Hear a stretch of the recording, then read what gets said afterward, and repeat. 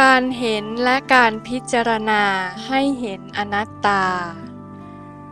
เมื่อเฝ้าดูอยู่ที่ลมหายใจให้พิจารณาว่าลมหายใจนี้ไม่ให้เข้าก็เข้าอยู่ไม่ให้ออกก็ออกอยู่เพราะเป็นอนัตตามิใช่ของเราบังคับไม่ได้ให้พิจารณาอย่างนี้เรื่อยไปคำว่าอนัตตามาจากคำผสมคือนะกับอัตตานะแปลว่ามิใช่อัตตาแปลว่าตัวตนเมื่อรวมกันเข้าจึงแปลว่ามิใช่ตัวตนการพองยุบที่ท้องนั้นไม่ให้พองก็พองไม่ให้ยุบก็ยุบเป็นอยู่อย่างนั้นบังคับไม่ได้มิใช่ตัวตนให้ใช้ปัญญาสัมมาสังกัปปะพิจารณาอยู่อย่างนี้เรื่อยไปกล่าวให้เข้าใจง่ายก็คือลมที่เข้าออกก็ดีการพองยุบก็ดีเป็นวายโยธาตุหรือธาตุลมเป็นรูปปรมัตถ์ผู้ที่รู้ลมเข้าออกและการพองยุบนั้นเป็นนามปรมัตถ์หรือมโนวิญญาณธาตุผู้รับลมเข้าออกและการพองยุบนั้นเป็นเจตสิกหรือใจเวทนากล่าวให้เข้าใจง่ายก็คือลมที่เข้าออกก็ดีการพองยุบก็ดีเป็นวายโยธาตุหรือธาตุลมเป็นรูปปรมัตถ์ผู้ที่รู้ลมเข้าออกและการพองยุบนั้น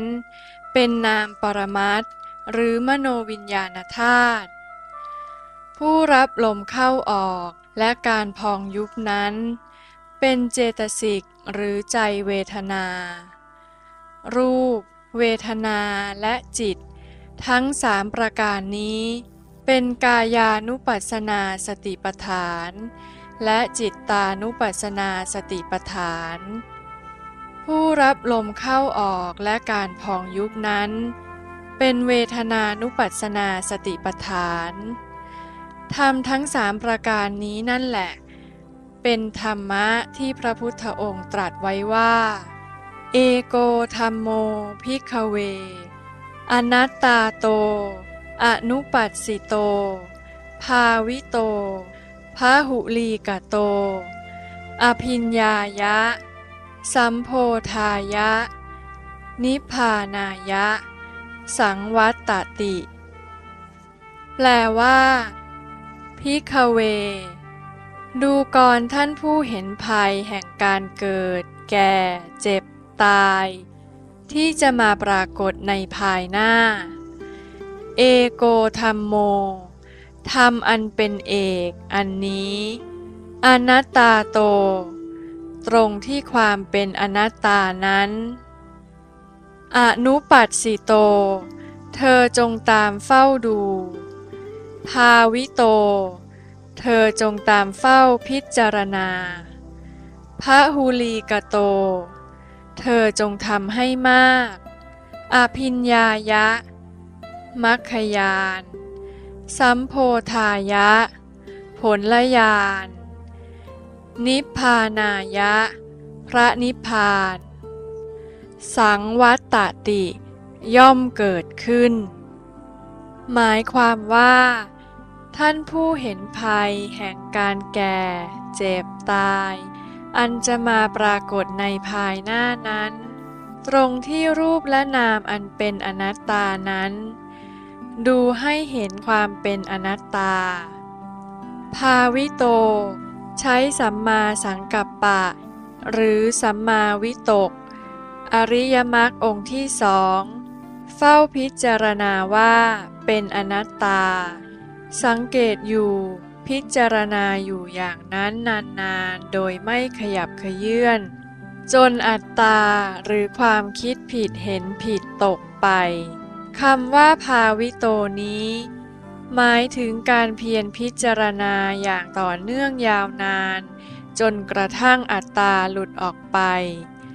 การพิจารณาอย่างนี้เป็นหน้าที่ของสัมมาสังกัปปะพหุลีกโตก็คือสังเกตอยู่ที่ใจรับเจ็บหรือใจเวทนานั้นมากๆเข้าจนกระทั่งเห็นความเป็นอนัตตาอย่างชัดเจนคำว่าภิกษุคือผู้เห็นภัยแห่งการเกิดแก่เจ็บตายที่จะมาปรากฏในภายภาคหน้าดังพระบาลีว่าอิทะภิกขเวภิกขุสัมมาทิฏฐิสัมมาสังกัปโปติภาสติติมีความหมายดังนี้คือคำว่าภิกขเวเป็นคำผสมคือพยะกับอิกขะพยะแปลว่าภัยอิกขะแปลว่าเห็นรวมกันแล้วจึงเป็นภิกขเวแปลว่าผู้เห็นภัยในวัฏสงสารนอกจากนี้แล้วคำว่าภิกขุนี้ยังมีความหมายที่พิเศษอีกอย่างหนึ่งคือผู้ตัดทำลายกิเลสโดยในภาษาบาลีนั้นมีวิเคราะห์ว่ากิเลเสพินทาตีติภิกขุแปลว่ากิเลเสกิเลสทั้ง10ประการโดยพิสดารมี 1,500 ประการนั้นพินทติตัดขาดทำลายไปโดยไม่หลงเหลืออิติเพราะเหตุฉะนั้นจึงได้ชื่อว่าภิกขุคำว่าภิกขุนี้จึงหมายถึงเทวดามนุษย์หรือพรหมผู้ซึ่งได้ตัดทำลายกิเลสทั้งหมดเสร็จสิ้นแล้วนั่นเองนางวิสาขาและอนาถบิณฑิกเศรษฐีทั้งคู่ได้ตัดรากถอนโคนกิเลสคืออัตตทิฏฐิหรือสักกายทิฏฐิได้แล้วอัตตทิฏฐิกับสักกายทิฏฐินี้เป็นกิเลสตัวเดียวกันหากจะเรียกท่านทั้งสองว่าเป็นภิกษุณีเป็นภิกษุก็ไม่ผิดสิ่งที่กล่าวมาข้างต้นนั้นเป็นธรรมานุปัสสนาในสติปัฏฐานสี่ซึ่งเป็นส่วนหนึ่งของโพธิปักขิยธรรมเรียกว่าเป็นเอโกธัมโมธรรมตัวเดียวกันคำว่าภาวิโตนี้หมายความว่าใช้สัมมาสังกัปปะวางตัวกูซึ่งคืออัตตาหรือสักกายทิฏฐิอันเป็นหัวหน้ากิเลสทั้งปวงเสียคำว่าสักกายทิฏฐินั้นขยายความว่าสันโตกายโยกายเยนะสักกายทิฏฐิแปลว่าสันโตมีอยู่อย่างชัดแจ้งกายโยรูปและนามในส่วนที่เป็นปรมัตถ์นี้กายเยนะตรงที่รูปและนามอันเป็นปรมัตถ์ที่มีอยู่อย่างชัดแจ้งนี้ทิฏฐิเห็นว่าเป็นเขาเป็นเราเป็นอัตตาอยู่อย่างนั้นความตามที่กล่าวมานั้นหมายความว่าการที่รูปและนามอันเป็นปรมัตถ์นั้นมีอยู่อย่างชัดแจ้งแล้วแต่พิจารณาไม่เห็นกลับไปเห็นเป็นอัตตาเป็นเขาเป็นเราหรือเป็นหญิงเป็นชายอันนี้แหละเรียกว่าสักกายทิฏฐิอีกอย่างหนึ่งธรรมมีไม่เห็นแต่กลับไปเห็นสิ่งที่ไม่มีว่ามีนี้เรียกว่าทิฏฐิที่ว่ารูปกายนั้นก็คือรูปธรรมทั้ง28นั่นเองเรื่องนามและกายมีอยู่ว่าผัสสะเวทนาสัญญาเจตนาเอกคตาชีวิตินทริเยนะมะสิการะเป็นต้นเจตสิกธรรม52ดวงผัสสะแปลว่าสัมผัสเวทนาแปลว่าเสวยหรือรับเอาเจตนาจิตรู้สัญญาความจำในอดีตเอกคตา ใจสงบมีอารมณ์เดียวชีวิตินทริเยคอยเฝ้าอายุของจิตอย่างนี้เป็นต้นเรียกว่านามและกายจะกล่าวถึงนามปรมัตถ์ต่อไปใจกับเจตสิกที่เกิดพร้อมไปด้วยกันนั้นเรียกว่านามในบรรดาสรรพจิตสาธารณะ7ดวงและจิต89ดวงนั้นดวงไหนเกิดก็ตามเรียกว่านามคำว่านามนี้มีวิเคราะห์ว่านะมะตีตินามังแปลว่านะมะติน้อมเข้าหาอารมณ์แล้วรู้ชัดอารมณ์และรูปอิติ